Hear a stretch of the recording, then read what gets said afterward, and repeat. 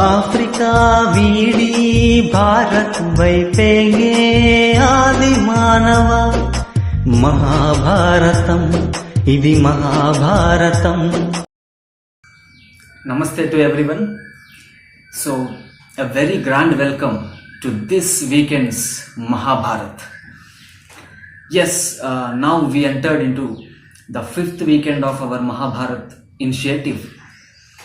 And in this initiative, as you all know, that we started with Indian History series. And in the series, this is the 5th Indian History class. So if you are new to this initiative, new to this series, Indian History series, I do please recommend you to go through the previous lectures to have, a greater foundation for this class topic. So because this is in continuation, this is the series, I recommend you to please go and watch them first, just for, the foundational knowledge. Now, so in the first class, just a 1 to 2 minutes recap for those who have not watched the previous class. So in the first class of Indian History series, we have discussed the topic, how did the universe come into existence? So this was the topic. So in the second class of our Indian History series, we have discussed how did life create on this beautiful earth.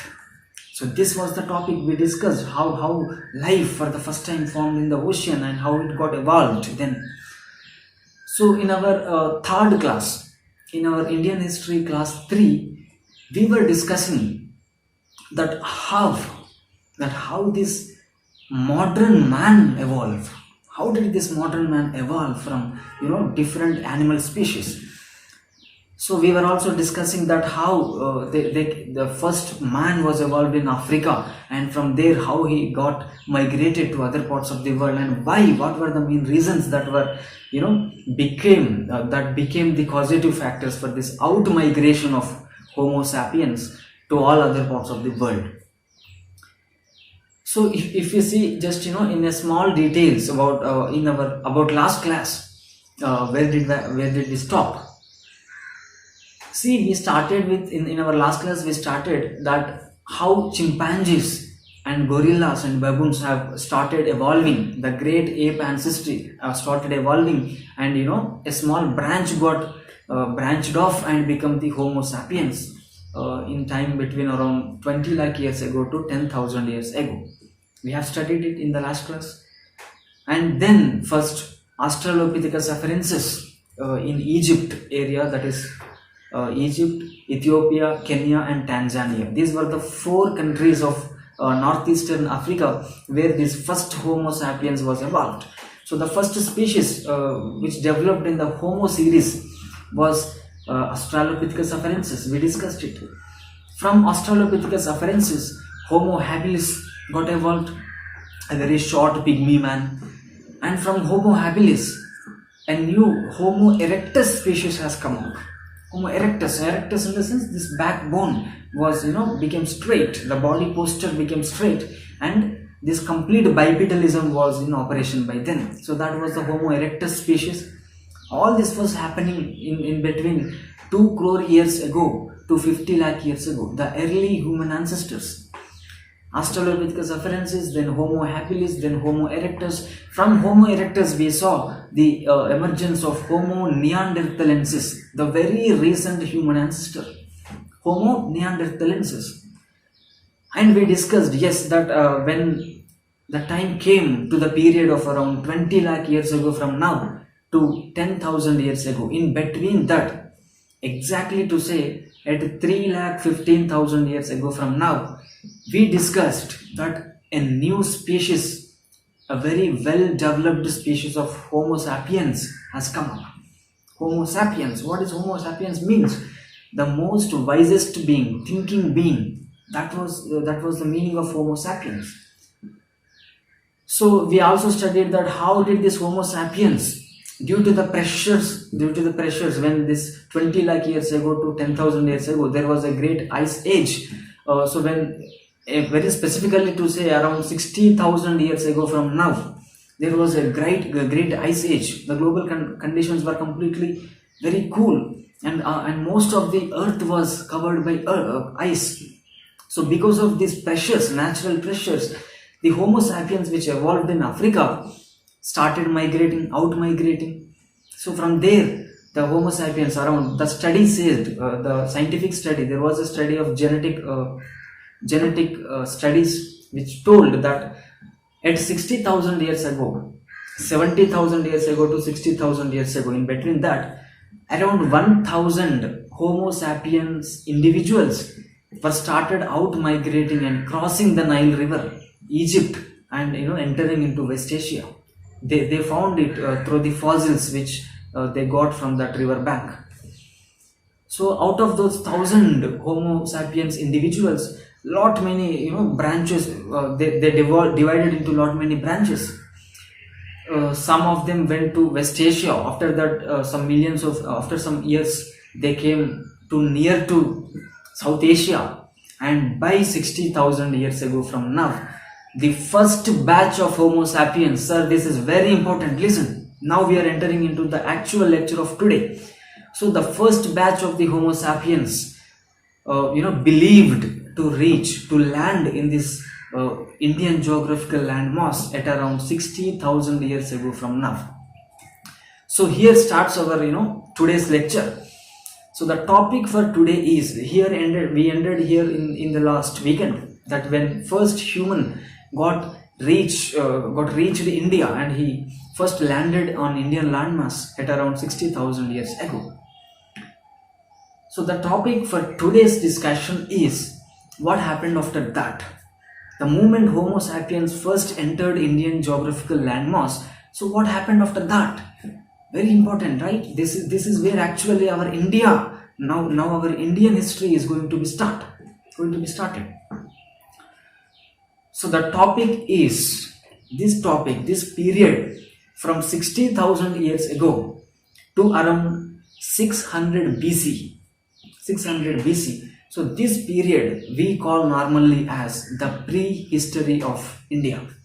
This is the prehistorical period of India. So this class we are going to discuss about the prehistory of India. Yes. So now let's start. So we discussed that from West Asia, first Homo sapiens crossed Egypt. So they came to West Asia. From West Asia, they were just following the coastal line. You have Indian Ocean, that is Arabian Sea. In the left wing is called as Arabian Sea. The right wing of India is called as Bay of Bengal. They both are actually part of Indian Ocean. So now if you see from Africa, they came to West Asia, that is Saudi Arabia, etc. region. From there they came to Iran. From there they slowly, they are following the coastal line. Arabian Sea coastal line, the Gulf, Persian Gulf coastal line. They were following that and coming into the largest farther distances. So when they came, almost they were near to South Asia. They came to the western portion of India, because we have this connection, landmass connection. We have connection with West Asia through to the states of the present day states of Gujarat, Rajasthan, etc. Right. So the Western Asia was connected through how? The western portion of the country. So by logic itself, the first batch of Homo sapiens who entered Indian landmass actually reached the Gujarat coast. Sir, please, very important. Where did they settle? This is the question. In India, first Homo sapiens, where did they settle? So the answer to this question is the first batch of Homo sapiens actually come from northwestern region to India, and they reached the Gujarat coast first, because they were following only the coastal line from Africa to South Asia. Now, at 60,000 years ago, now they landed at Gujarat coast. Landed in the sense they are not coming on sea in the ships, etc. No, they were just walking by only using their legs. They were coming, not one generation people. Sir, please don't imagine it as a cinematic story that as Homo sapiens are coming from Africa to South Asia, that means there is a batch of 100 people and they are coming. No, They first, went to some parts of Western Asia. Some generations have lived. After that, their next generations might have started, moved a little bit eastward towards the South Asia, and then the next generations still moved further like that. This was the migration. The migration doesn't mean that only 60 people of them who started the journey, directly coming like, they want to reach India. No, this was not the condition. So don't do that mistake. So when the first Homo sapiens species entered India, it was near Gujarat. They found that a river was there. Normally, you imagine Homo sapiens, as we are animals, we need first water for all our metabolic activities inside our body, and for all our activities outside needs also. We need water. Water is very crucial. And the man which came for the first time at 60,000 years ago, he was a completely animalistic in nature, less human traits existing. Now today human traits are dominating in us than animal traits, but then animal traits were dominating than human traits, because that was just evolved species. So now we are speaking at around 60,000 years ago, right? The man, when he came, he doesn't know anything. He doesn't know agriculture. He doesn't know how to use fire. He doesn't know anything. And the country in which he landed, if you see, when the first Homo sapiens came, it was completely full of thick, dense forests. There were no humans habitating. They were the first Homo sapiens who came. So wherever they see, there were only forests at 60,000 years ago. And they were not collective, they are not like a village people or some community. They were just animals randomly coming here and there. They were not in a social group. They are just an animal group. That's how they came here. So now let's stop the story here. As I already revealed that the first man has landed up in the area near the Gujarat, and they have seen first a river there. Just let's stop here. What was the river, where they first settled? Let's discuss it afterwards. And let's come to now let's come to some other scientific portion of this study. As our topic for today is prehistory, that is from 60,000 years ago to around 600 BC.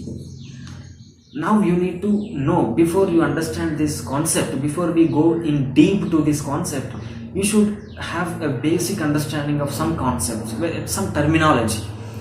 So I will tell them first. Let us discuss them. Afterwards we will go into the deep actual details, what happened from 60,000 to 600 BC. Maybe today we are just stopping, we will stop at 2500 BC. That is only the first part of prehistory. This is the first part of prehistory we are going to discuss today, and the next part we will discuss in the next weekend, because it will take a long time. So only half portion of prehistory we are going to discuss today. Keep it here. See, normally, first of all, there is a question that I always used to think. Whatever we are seeing today, sir, please understand, whatever we are seeing today around us, the roads, the railways, the buildings, the materials that we use, everything, we normally, habituated to take them for granted.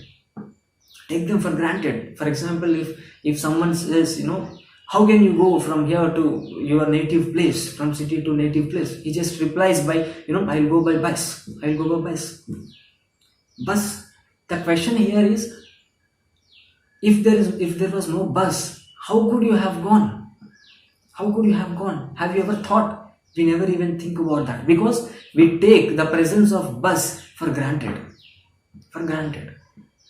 This is where the actual, need for study of the past will come.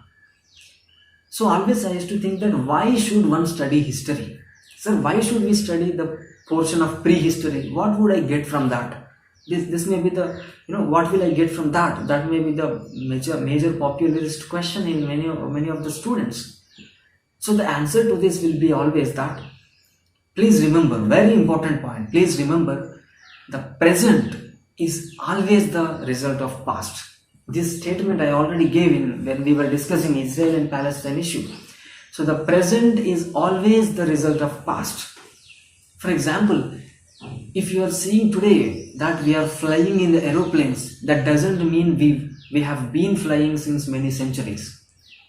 No, today we are sophisticatedly flying through the sky because of the past, the efforts of the Wright brothers of 20th century. That means in the past, someone have sacrificed their time. Someone have put their complete energy and complete thought process into some activity which led to the development of to the evolution, and the fruits of them, they have not enjoyed the fruits of them in complete manner. We, the latter generations, are enjoying them. Yes or no? Yes. In the same way, if you are watching this video lecture, that doesn't mean in the real time it was produced. Actually, that video which you are watching now is the result of the past recording of that video, and it's some time before the time that you are watching. That means the moment I stop effort to record this video, in the future, that means at this present moment, you would not have seeing this, you would not have been seeing this video. Yes or no? So in the past, someone has put their efforts, someone has put their complete thought process they were succumbed to the pressures of nature, pressures of environment, and out of them they reacted, and over the generations they found some escaping mechanism or some rearrangement of the environment mechanism. That's how the present was developed. Why I am telling all these things? Because when you study prehistory, what you will know is actually depends completely on in which perspective you are studying it. The same debate which I am actually speaking about for the last 2 minutes, this debate that how should one study the prehistory of any country? How should one study? So this debate actually come up on the world stage. As I always specifically say, this debate has come at around 1750s. The same debate has come up that how should one study the prehistory of any country. I am telling this background because the moment you understand the background, that how one should actually go back and study, reconstruct history, then only you will understand the importance of that reconstructed information. Unless you don't know how this backup mechanism happened, background reconstruction mechanism happened, you will never understand, you will never value the information that has been reconstructed. Yes. So how we, the present people, how would we come to know, how could we know that what happened at around 60,000 years ago, such 1,000 years ago, how could we come to know that? Here lies the importance of science.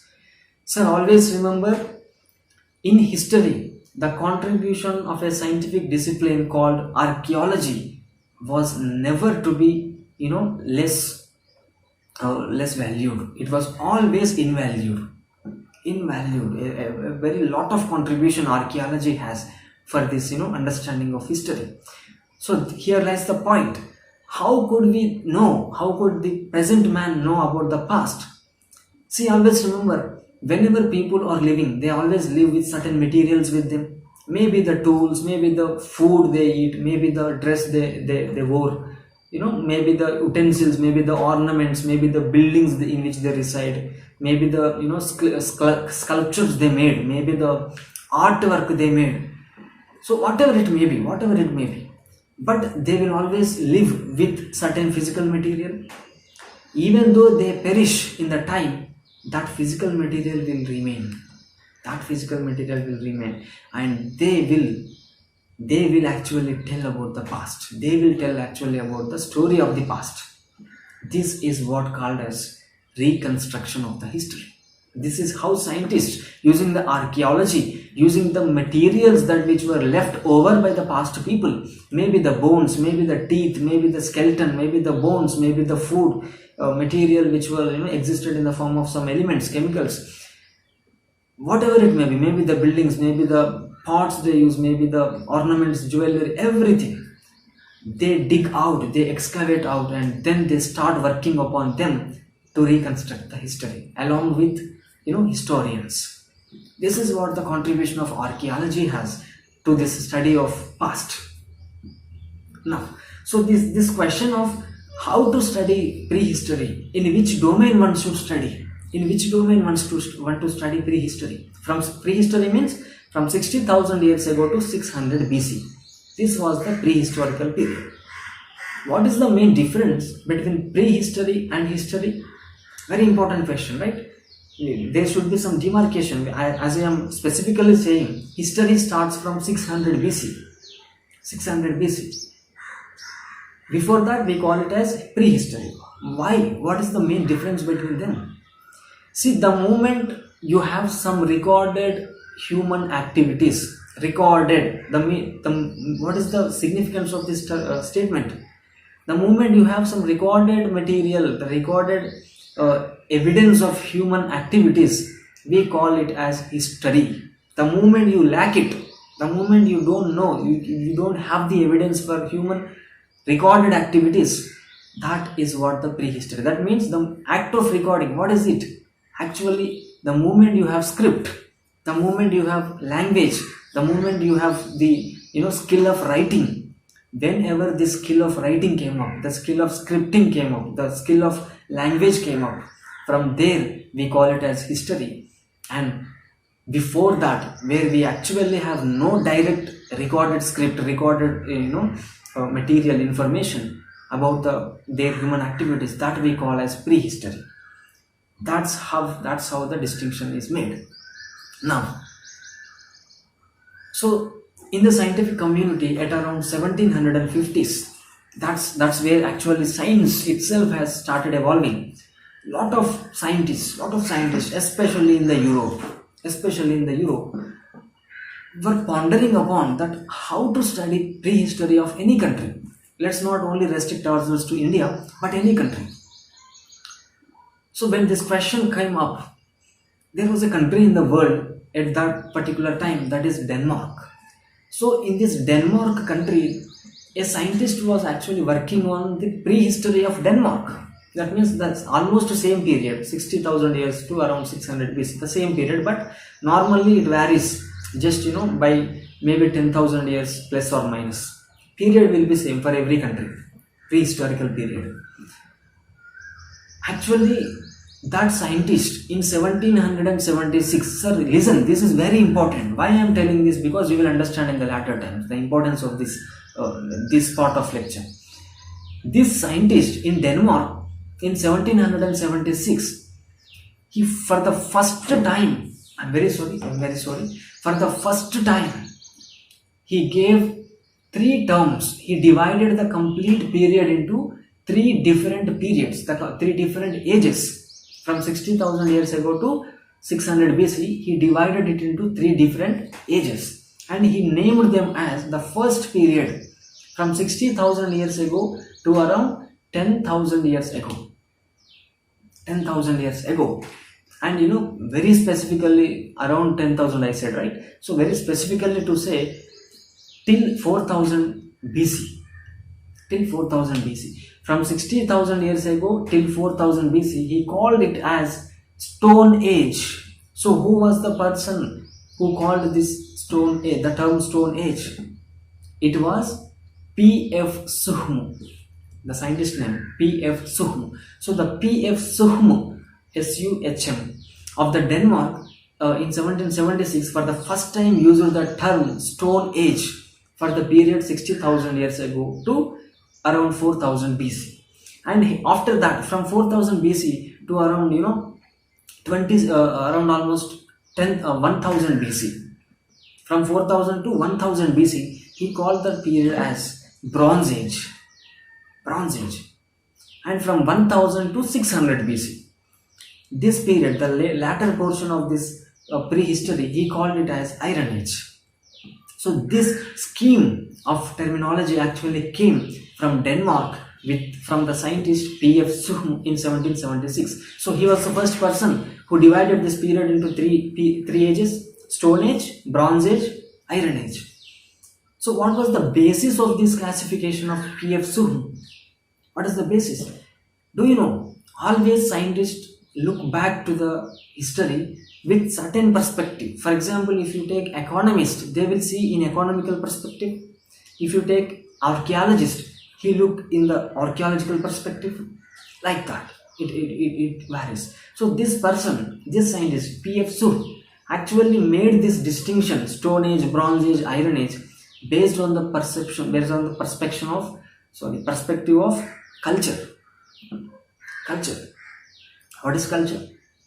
See, culture in a very simpler term to say, whatever the things, whatever the emotions, whatever the belief system, whatever the music, food, art, everything which is associated with a cult. What is cult? Cult is a group of people. So when group of people were together, normally there evolves lot of social inventions, social things, social attributes like music, art, food, dress, everything. So all these will comprise belief system, their language, their script, everything will comprise and be called as culture. The tools they use, everything, the materials they use. So in this cultural perspective, he divided into Stone, Bronze Age and Iron Age. Why? In his version, in P.F. Suhm's version, in the Stone Age, complete that man of Stone Age was only using the tools which were made of stone. And in the Bronze Age, he was changed his tools, the material of the tools to metals. From stone he shifted to metals. We could see the bronze metal. Bronze means it's an alloy of copper and tin. So from there he says that after the stone tools we found bronze tools. That's why he called it as Bronze Age. And after that, from 1000 BC, when we were excavating, we found that from 1000 BC to around 600 BC, these iron tools. So this is the basis of his classification. So the Stone Age, Bronze Age, Iron Age. So this is what happened in 1776.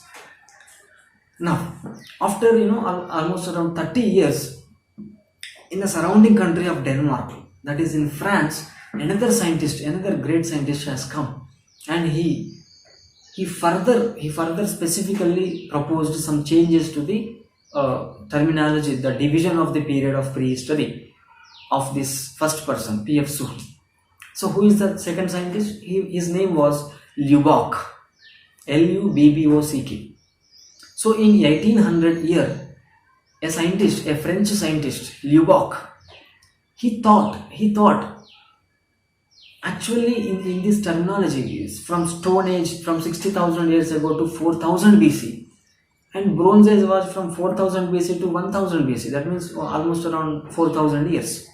And Iron Age was from 1000 years to 600 BC, almost around 500 years. But the Stone Age period was very, very, very long time.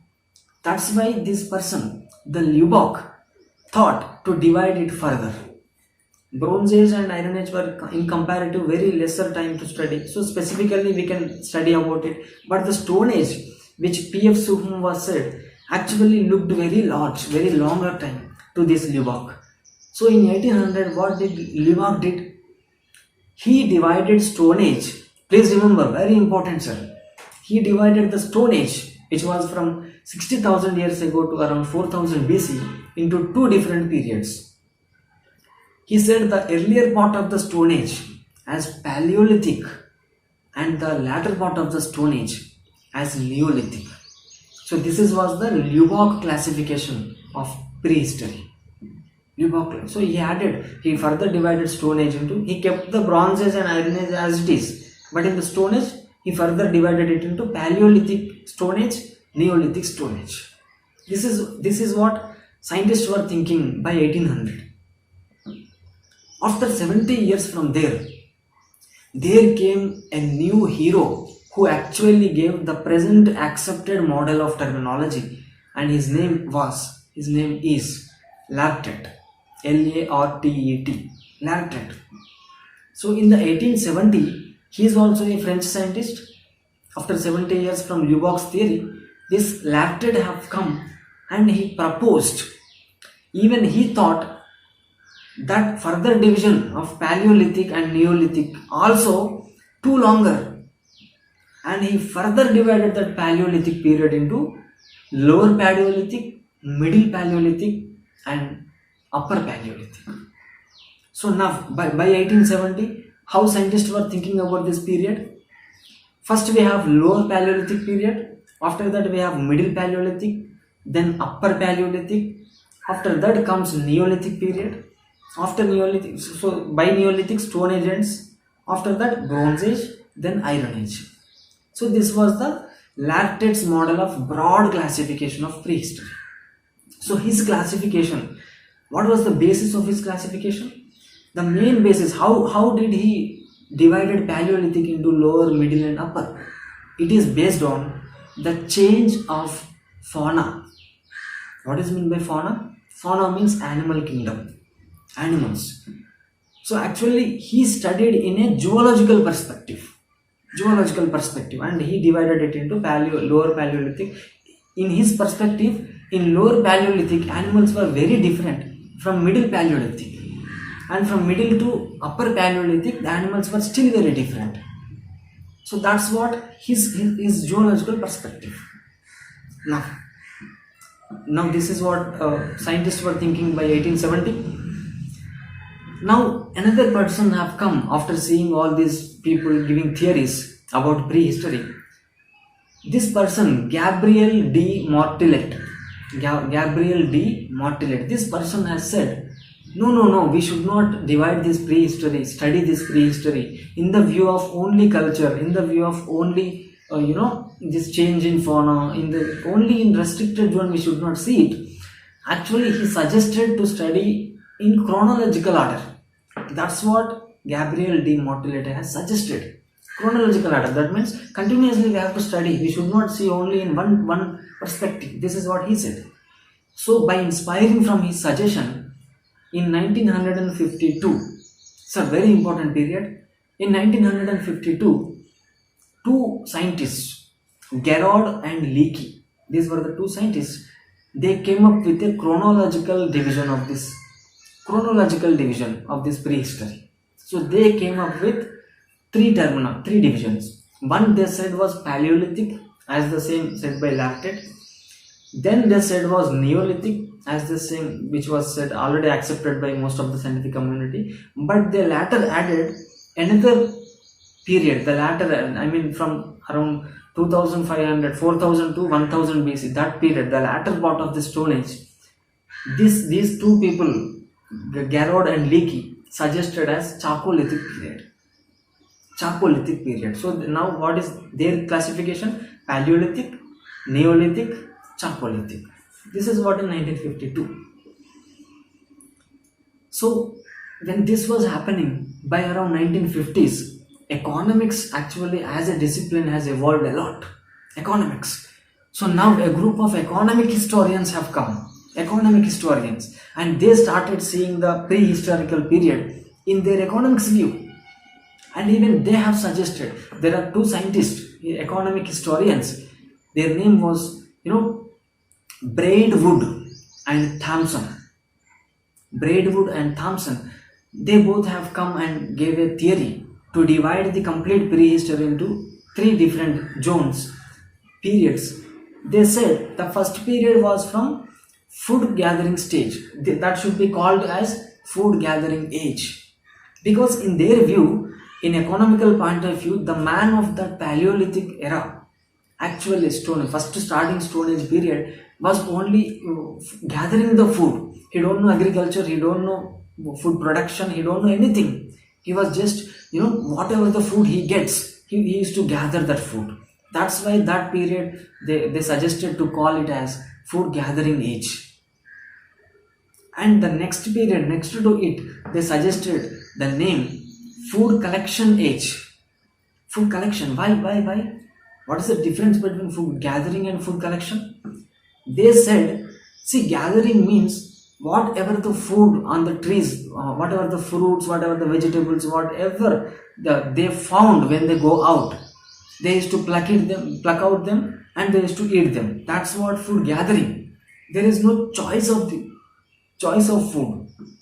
But in the middle Stone Age period and in the latter Stone Age periods, they suggested actually the man was started exercising choice of food. Choice of food. That means by then already they came to know what were the edible portion of the fruits, plants, what were the edible roots, what were the edible nuts. That means already lot many observations and experiences they might have, even bitter experiences of poison. So by then they understood that food collection is the way of economical life, but not food gathering. What they should not take whatever they want, whatever present, but only which is good to them. Only they started taking. That is food collection stage. So that means there was an evolution of brain, thinking was there. They suggested. And the third period which they suggested was food production age. So this economical historian said food gathering, food collection and food production. This is how we should divide this prehistory. So this is in conclusion, in a very short conclusion, what the scientific community was actually thinking about this prehistorical period. Now, so this is how the name terminology of Stone Age, Paleolithic Age, lower middle, upper Paleolithic, etc., etc. I will tell very clearly. I will tell afterwards. We will discuss. But by now you just introduced to the terminology, right? So who introduced it? Why they introduced it? What were the bases? These were the reasons. Just to have a backup in your mind, I explained this, because suddenly if you listen a term like Stone Age, you should be thinking that who first coined this term? You should be thinking. So, before the question arises itself, I try to, solve it. Now let's go back. So these were the scientists who were thinking about that. Yet somehow consensus was developed and some terminology was already fixed, as I have said. Now they started studying the prehistory. So now we go back to our story. So as I have said, the first person, the first human branch, the group of people, maybe less than 100 people, because only around 1000 people started out migration from Africa. That means only very less than 100 people might have reached India for the first time. So they came through the Arabian, Persian Gulf, and then after that the Gujarat coast, the western coast of India.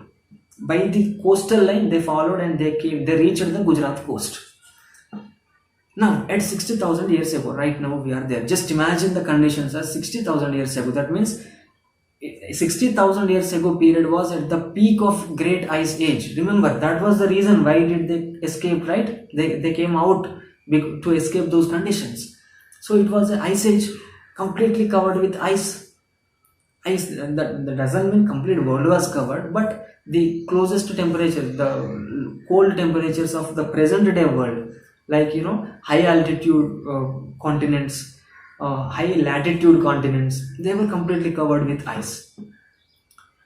So these people have come, they reached the Gujarat coast, they were seeing India for the first time. In India there were no people, they are the first Homo sapiens, they are almost animals. Please don't imagine them as like our people, our modern people. No, they were animals. They just came with some stones, etc., in their hands. So when they were seeing, only they were completely thick forest existing, thick forest. So after some 5 hours and 6 hours of their destiny, it might be that they were hungry. So they started plucking out the fruits, plucking out the nuts.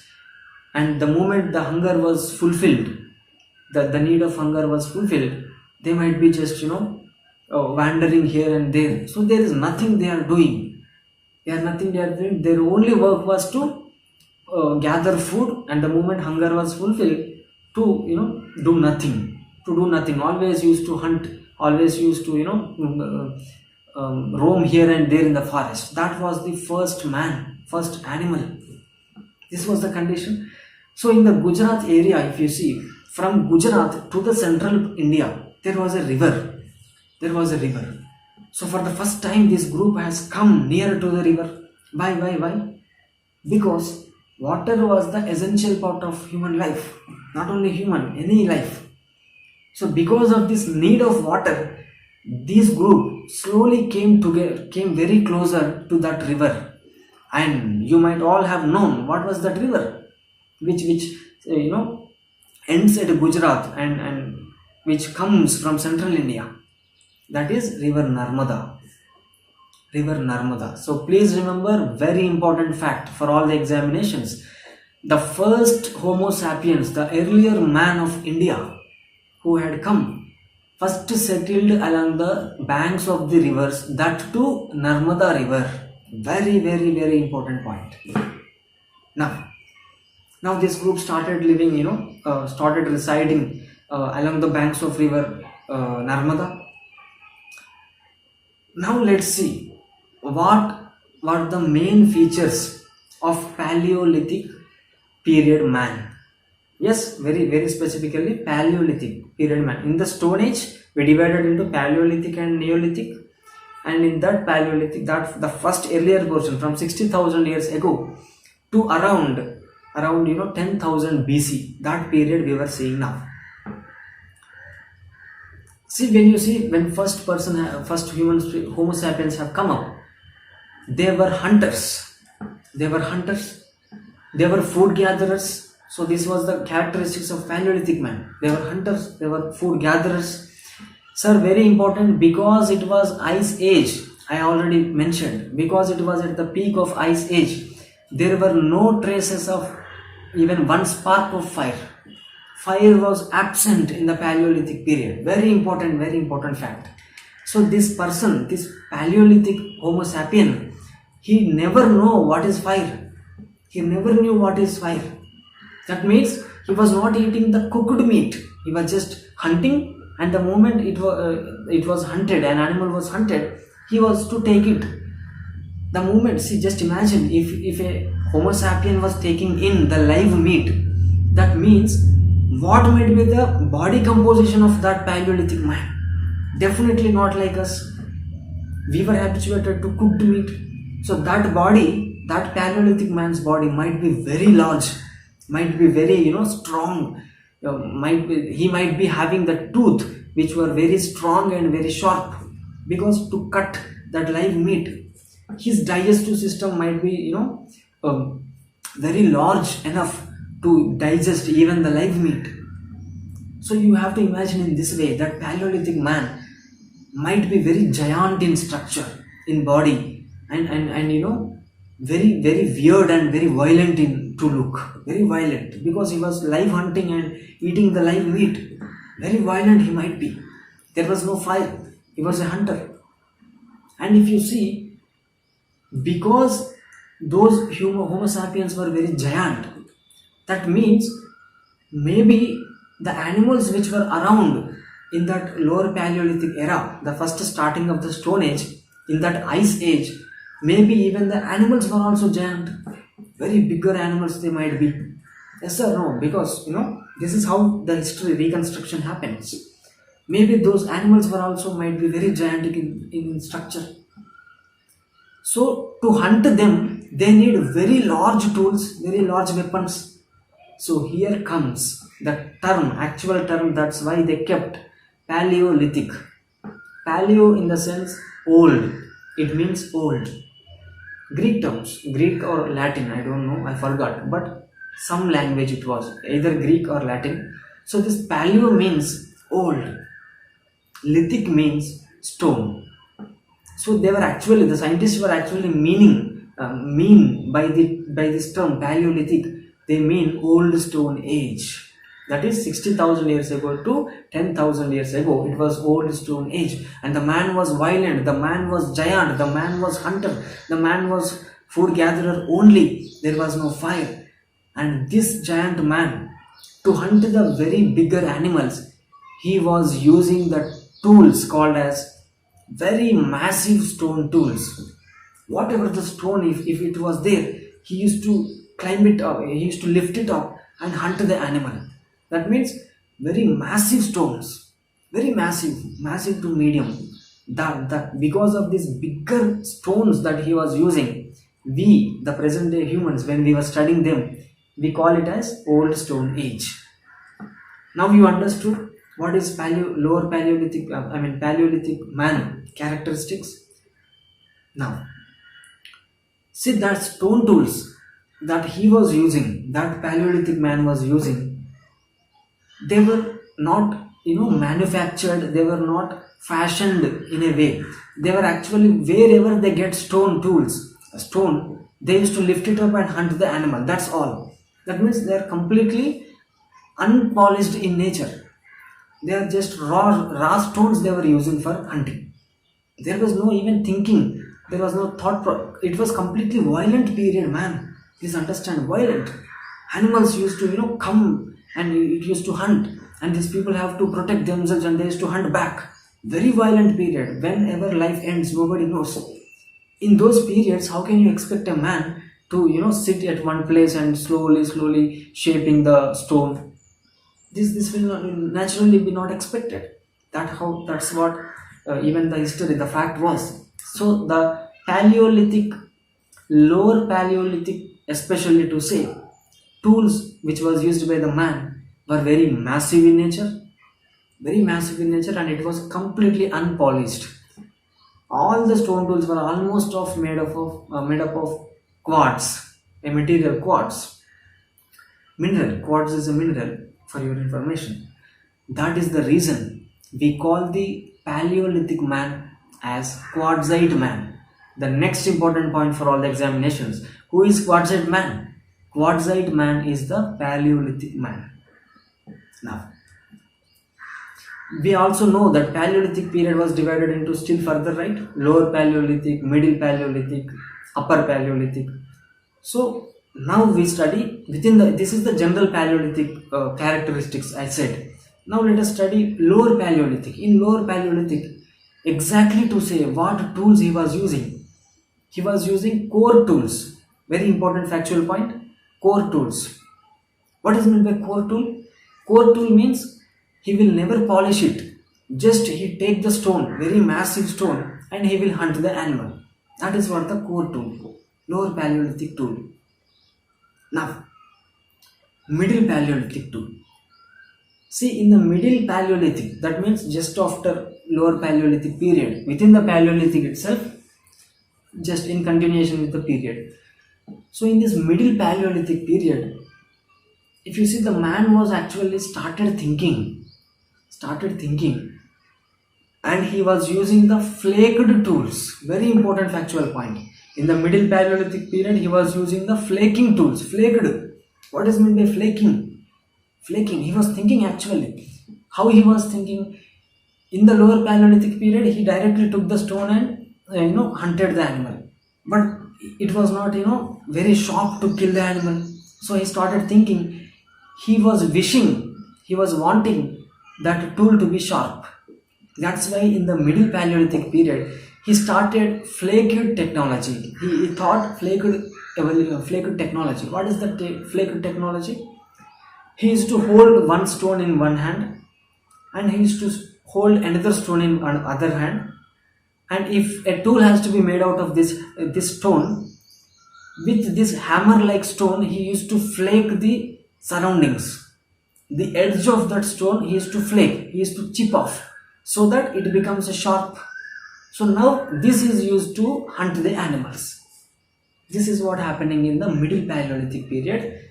So in the Lower Paleolithic period, he was using the core tools. In the Middle Paleolithic period, he was using the flaked tools. So one side chipped off material, a slight edge will be there. That's what flaked material, flaked tools. Now, in the Upper Paleolithic period, if you see, that means very nearer to Neolithic period, like that. So in that Upper Paleolithic period, he was using elongated tools. Now he was still thinking, even one side sharp edge was not enough to kill the animals perfectly. So he started even sharpening the other edge also. That means two edges will be sharpened, and a very long weapons, long stones, he was chipping off by using of other stones. That's why we call it as elongated two double-edged sword-like structures, sword-like stone tools. So this Upper Paleolithic period, he was still more intelligent. This is the evidence. Now, After Upper Paleolithic, we have another small period before Mesolithic period.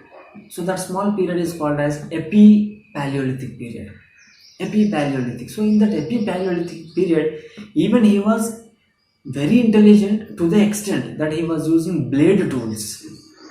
Now, just revise the 4 points. In the Lower Paleolithic period, he was using the core tools. In the Middle Paleolithic period, he was using the flaked tools. In the Upper Paleolithic period, he was using the elongated tools. And in the Epi-Paleolithic period, he was using blade tools. Now, so this is what the tool technology, and this is what about the Paleolithic period. So from 60,000 years ago, from till 10,000 years ago, or 10,000 years ago from now, 10,000 BC, this was happening. Man was violent, man was hunter, man was only food gatherer. There is no food production, there was no fire, there was no polished tools. This was the condition. See, by 10,000 BC from now, very important, sir, please listen, very important. By 10,000 BC, again, there were warmer conditions. There were warmer global conditions started prevailing up. Warmer conditions. By 10,000 BC, environment was completely changing. Warmer conditions were developed. And now, what changes happened? Let's see. So, this period where this slow change was happening from ice age to warmer period, from low temperatures to a bit higher temperatures, when this change was happening, that period from 10,000 BC to around 8,000 BC, very important, sir, listen, 10,000 BC to 8,000 BC, that period after the Paleolithic period, that period scientists call it as Mesolithic period. That means Middle Stone Age period. The transformational to Neolithic, from Paleolithic to Neolithic, he was changing, the environment was changing. So but that intermediate period scientists call it as Mesolithic. So now let's understand what was happening, what were the change, what was changes happening, and what was the transformation happening. Let's see. Because of this changed global temperatures, global warm age establishment. See, by 10,000 BC, because of these warmer temperatures, now vegetation will change. Yes or no? Vegetation will change. Till then, there were thick forests, there were dense forests, but they were slowly, reducing. Why? They were slowly, because of these higher temperatures, more thick forests are actually now becoming grasslands. Because grass is very habituated, very frequent plant to grow in the higher temperatures. That's why lot many thicker forests are reducing to grasslands in this Mesolithic period. Now imagine, till then animals were very bigger, animals were very violent, etc. But the size of the animals were high. That's why the man was also using very bigger tools.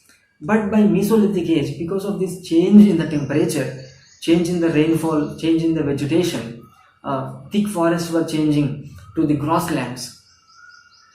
Even the animals' size was changed. Animals' size, it was changed. The very bigger animals now slowly started adapting. The very bigger animals, some of them extincted to not survive under these warmer conditions by not surviving.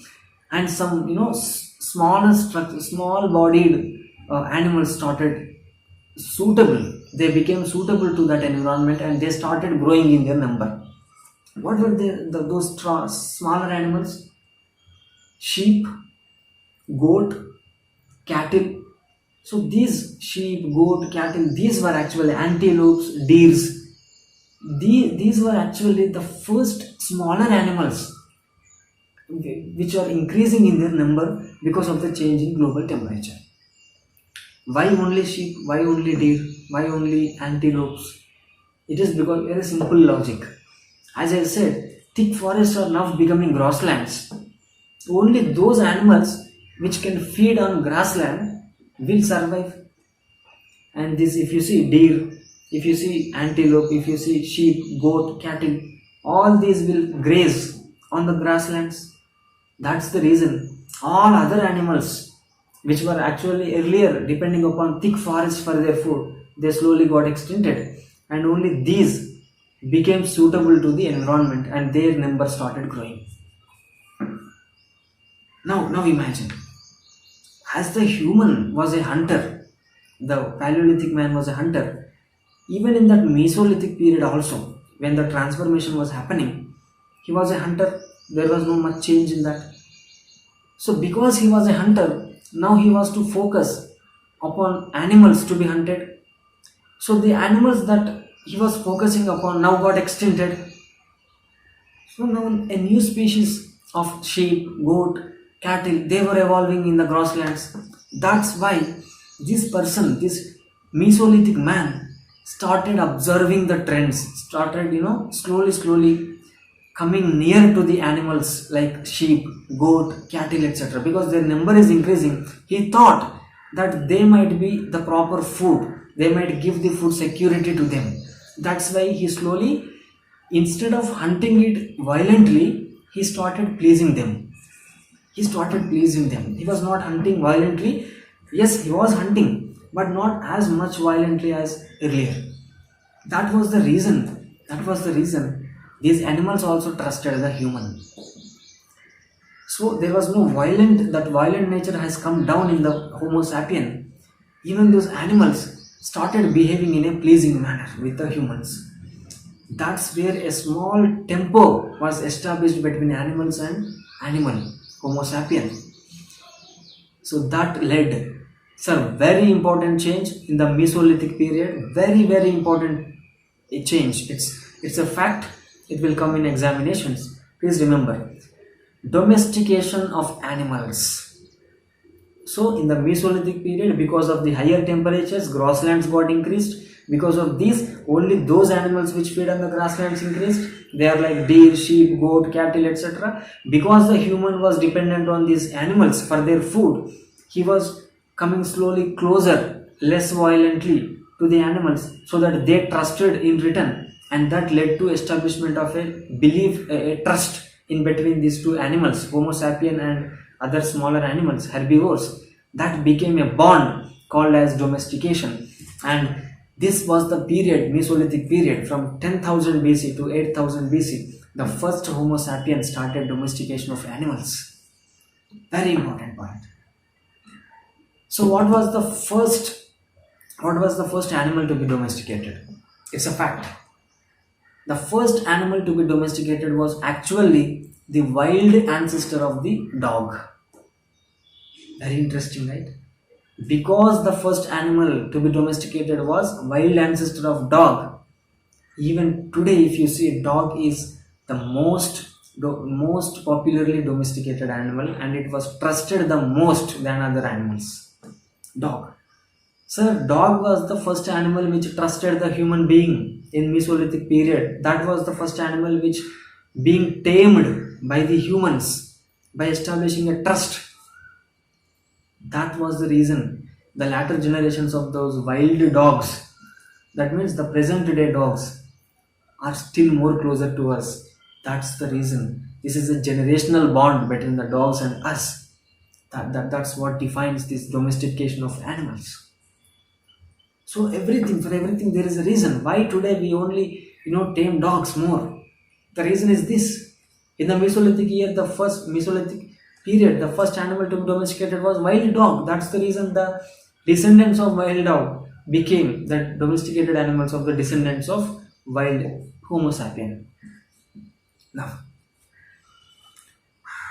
second important point of Mesolithic period: as the global temperatures were high, as already this Paleolithic Homo sapien started flaking technology, elongated technology. One stone with another stone, he was flaking, he was chipping off to make sharper edge. So this was already evolved. So by Mesolithic period, as he was making some tools, one stone he was chipping off with another stone. Because of the higher temperatures present in the in the complete environment, when he was chipping off, when he was rubbing one stone to another, suddenly, very important in the prehistory, a very new invention, the most revolutionary invention. discovery that when he was rubbing, actually for the purpose of making a tool out of stone, when this rubbing was happening, suddenly a new spark has come up because of the temperature surrounding is very high. Ignition process happens normally, ignites the atoms in the stone against which this rubbing was happening. Those atoms will excite, and that they will ignite and produce the light. That's what the heat is. So for the first time, when he was rubbing in the Mesolithic period, one stone against another, because of the higher temperatures present, for the first time a spark has discovered. He was shocked. He was shocked by seeing that spark. He again rubbed it. Again a new spark has come. And this is how the Mesolithic Homo sapien, Mesolithic man, discovered, sir, very important, discovered fire. Discovered fire. A very, very revolutionary discovery. And from there he used to, fire was used in many, many ways. He was too happy. He used to rub it, he used to produce light, and he used to light the grass. Already we were seeing grasslands were very high density grasslands were existing there. So that grass was lit by this spark, so that light will come. So fire was used as light in the nights. Fire was used as, fire was used for cooking. For the first time, the moment fire was discovered, this meat, once they hunted the animal, suddenly that meat might have, dropped into that heat, maybe dropped into that, involuntarily that might got dropped into the fire. And if they might have already tasted it once at least. This is an imagination, reconstruction. So from those coincidences, he understood that cooked meat was actually very tasty than the live meat. So from there he started cooking the meat. So the fire invention was the most revolutionary discovery of prehistorical man. Now, listen. Fire was invented, discovered. Cooking of the meat was started. Grasslands were growing in number.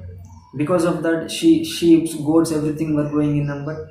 Domestication of animals was slowly started. That was the earlier period, transformational period we are speaking about, Mesolithic period, from 10,000 BC to now we are in 10,000 to 8,000 BC. This is what happening. So when this fire was discovered, when this first time cooked meat he was eating, there were changes in the biological system. They were, for example, in the Paleolithic man, he used to eat live meat. So he used to have premolars and molars. Premolars in the sense, we are having, this lower and upper tooth. At the edge of this tooth, the Paleolithic man used to have another set of 2 premolars. Premolars. They used to cut the live meat very, very sharply. Very, very sharply. That is the reason their jaw was to be very broad compared to us. These were the biological anatomical analysis.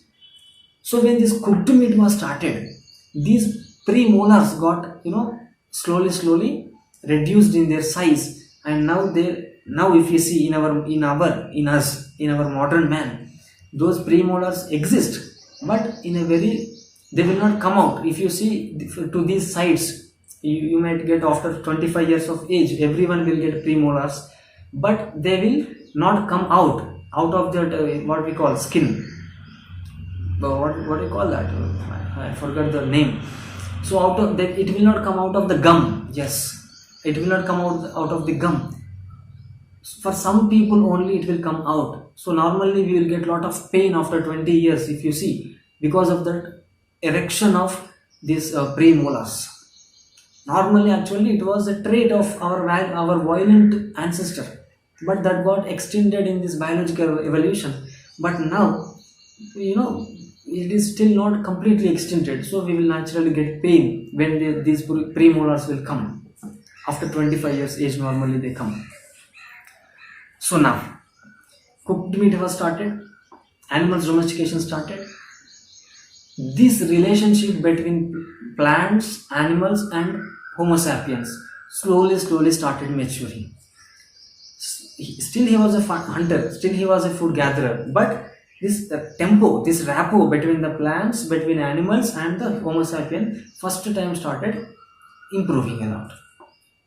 Now let's come to the Neolithic period, that is after 8000 BC to around 4000 BC. This is the last period of Stone Age.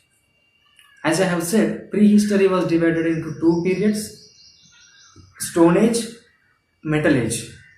Stone Age was from 60,000 years ago to 4000 BC. Metal Age was from 4000 BC to 600 BC. Within the Stone Age, we have Paleolithic Age, Mesolithic Age, Neolithic Age. And now we studied within the Paleolithic, lower, middle, upper, epi. After that we studied Mesolithic. Now we entered into Neolithic period. That is within the Stone Age itself, but the latter part of the Stone Age.